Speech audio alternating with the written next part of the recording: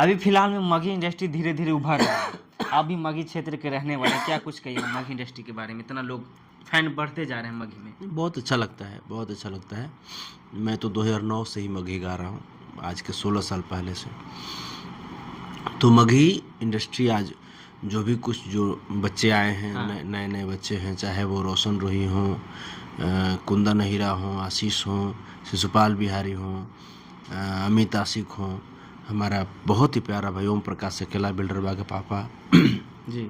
वो हों, या सोनम यादव हों, बहुत बहुत अच्छी अच्छी आर्टिस्ट जैसे मगही इंडस्ट्री में आए और काम कर रहे हैं।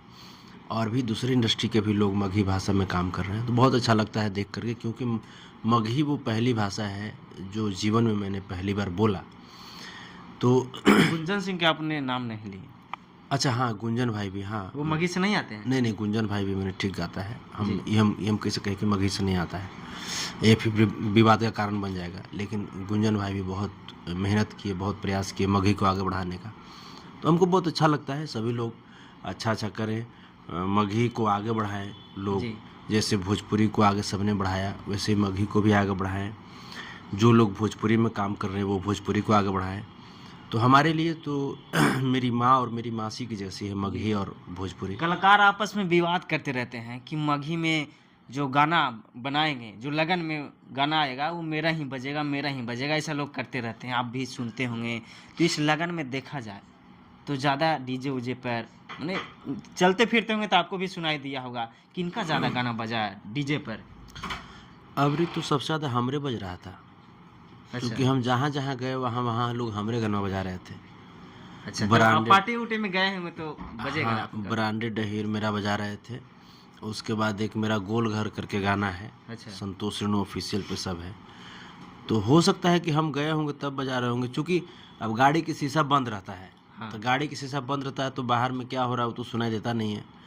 अब हम जहाँ पे गए तो वहाँ पे गए तो 2-4-5 किलोमीटर से माइक चोंगा लगल है, और जब पर हमरे गाना बजते रहता था अच्छा। कि मैंने गोल घर वाला गाना, मगहिया जवान करके जो मेरा गाना जो मगही में था वो वाला। तो ये सब जो है, तो बाकी सब लोग बज रहे हैं, सब लोग, इसमें कोई ऐसे नहीं है कोई कहीं पे बज रहे हैं कोई कहीं पे बज रहे हैं, सब कलाकार बज रहे हैं। जी जी। हाँ, आप भी मगही कलाकारों से ज़्यादातर देखते हैं, जुड़े हुए हैं, लोगों के साथ में रील वायरल होते रहता है। सब मतलब हमको अच्छा लगता है। सब लोग अपने अपने किस्मत से कमाता खाता है, कोई किसी के दूसरे की किस्मत से नहीं कमाता खाता है। अगर हम कमा रहे हैं तो अपने मेहनत से, या जितने भी हमारे जो भाई लोग कमा रहे हैं, जो आर्टिस्ट कमा रहे हैं, वो सब अपने अपने मेहनत से कमा खा रहे हैं। तो हमको जलने से क्या फ़ायदा है? हमको जलने से न उनका पब्लिसिटी कम होगा, और हमको जलने से न उनकी धन संपत्ति कम होगी। तो हमको बस उनकी जो मेहनत है, उनकी मेहनत को सराहना चाहिए। एक सीनियर आर्टिस्ट के तौर पे, एक हमारा बड़े भाई के तौर पे यही दायित्व होना चाहिए, और मैं उस दायित्व को मैं निभाता हूँ। लेकिन मगही के एक बहुत ही बेहतरीन कलाकार लोग, फैंस लोग बताते हैं कि अच्छे कलाकार हैं। हालांकि हैं, रोशन रोई काफ़ी दिनों से जेल में, पिछला न्यूज़ में भी आप बताए थे, काफ़ी सारे बात बताए थे। लेकिन सुनने में आ रहा है कि बहुत जल्द रोशन रोई 1 मंथ के बाद आने वाले हैं। क्या कुछ कहिएगा सर? मेरी शुभकामना है, चाहे वो रोशन हो चाहे वो किरण हो, दोनों अच्छे आर्टिस्ट हैं। मेरी शुभकामना है कि वो बाहर आकर के अच्छा अच्छा प्रोजेक्ट करें, फिल्म करें, और मगही इंडस्ट्री को खूब आगे बढ़ाएं। मेरी शुभ, चूँकि लड़ने से कोई फ़ायदा नहीं है। लड़ने से आप आपस में उलझ करके दोनों अपने आप को नुकसान कर रहे हैं। दोनों मिल करके काम करें तो उनको खुद भी फ़ायदा होगा और इंडस्ट्री को भी फ़ायदा होगा। लोगों को भी, जो हमारे जो भगवान रूपी श्रोता समाज है, इनको भी अच्छा लगेगा, एंटरटेनमेंट इनको भी होगा। तो हम तो यही चाहते हैं कि सब लोग अच्छे तरीके से काम करें। पिछला न्यूज़ में बताए थे कि हम उनके घर पे जाएंगे नवादा, रोशन रोई के घर पे गए थे, मिले उले थे? हम जैसे वो बोले थे, उसके बाद हमारे टीम के लोग हमसे बात किए, टीम के लोगों से मैंने बात किया। तो टीम के लोग बताए कि भैया, जब आप जेल में गए थे तो ये लोग आपके लिए आवाज़ नहीं उठाए थे। तो फिर हमको लगा कि भाई अब हम ही अकेले आवाज़ उठाते रहें, हम तकलीफ़ में रहें तो लोग नहीं खड़ा हों, तो फिर ये कितना दिन तक चलेगा। तो इसीलिए, हालांकि मेरी शुभकामनाएं उनके साथ है, लेकिन फिर वही चीज़ें हो जाती है कि जैसे को तैसा अगर आप नहीं कीजिएगा तो फिर क्या होगा ना कि फिर वो डोड़वा साहब वाला हालत हो जाएगा कि लोग छोटा सा लकड़ी से भी आपको हटा देगा। जैसे आप बड़ा भाई हैं तो बड़ा भाई का थोड़ा सा दिल बड़ा होता है। तो दिल बड़ा होता है तो तकलीफ़ों तो बड़ा होता है। बड़ा भाई हैं तो क्या हमको तकलीफ़ नहीं होती है? हमें भी तकलीफ़ होती है। हमारे भी बच्चे थे, माता पिता थे, तो एक छोटा भाई का भी तो कुछ तो फ़र्ज़ होना चाहिए ना। तो अब मतलब अब हमारे अंदर पता है वो बहुत सारी रिस्पॉन्सिबिलिटीज़ हमें नज़र आती है। फैमिली की रिस्पॉन्सिबिलिटी है, माता पिता की जिम्मेवारियाँ हैं। तो वो तमाम चीज़ सोचने के बाद हमें जो पहले कहीं भी चले जाते थे उन सब चीज़ों पे बंदिशें लगानी पड़ी। हाँ, फिर भी हम समाज सेवा में लगे रहते हैं। जहाँ तक हमसे बनता है, जितनी हमारी क्षमता होती है, उस क्षमता के अनुकूल हमको जहाँ तक लगता है हम चलते रहते हैं। बट ये है, क्लियर है कि हम उन्हीं के लिए हैं। अब मैं स्पष्ट मैं कर दूँ, मैं उन्हीं के लिए हूँ जो हमारे लिए हैं।